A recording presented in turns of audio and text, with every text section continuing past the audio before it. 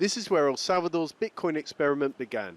El Zonte, a small surf town where 3 years ago an anonymous donor gave local people digital wallets with a bit of the cryptocurrency.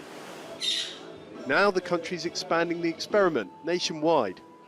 El Salvador's about to become the first country in the world to use Bitcoin as legal tender. It will run as another option alongside the current currency, the US dollar. We travelled to El Zonte to find out how the pilot program has gone and what it could mean for the rest of the country. We found plenty of enthusiasts.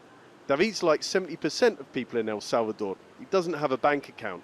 His Bitcoin wallet's a way for him to put some money aside. I have a low income. I don't move much money. The little I have I spend on food. So with Bitcoin I can save up. And as the Bitcoin's gone up in value, he's seen his small savings grow too. The problem is that Bitcoin swings down as well, at times heavily. Other people here are fed up with that. It's tough because it's unstable. For example, if you take a surf class and pay with Bitcoin, I can accept it. But the next day it goes down, and there are losses for me.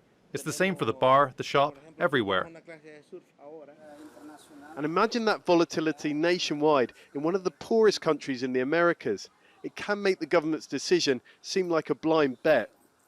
A recent survey shows many people here might not take that bet.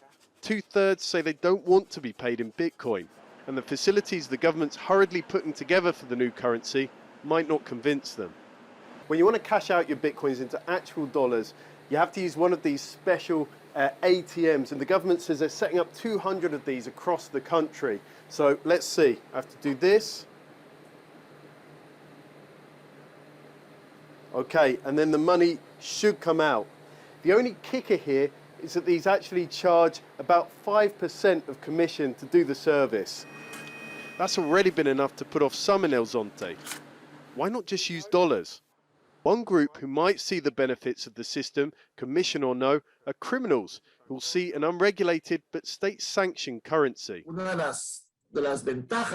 One of the advantages of Bitcoin is the anonymity, but for regulators that's one of the risks. So the worry is that El Salvador turns into a fiscal paradise for those who want to launder money from drugs or corruption. The president has been emphasizing the positives. Bitcoins will bring jobs, financial inclusion and investment, he says, especially as El Salvador will be the first to use it. The question is, will the country become a trailblazer or simply sink? John Holman, Al Jazeera, El Zonte, El Salvador.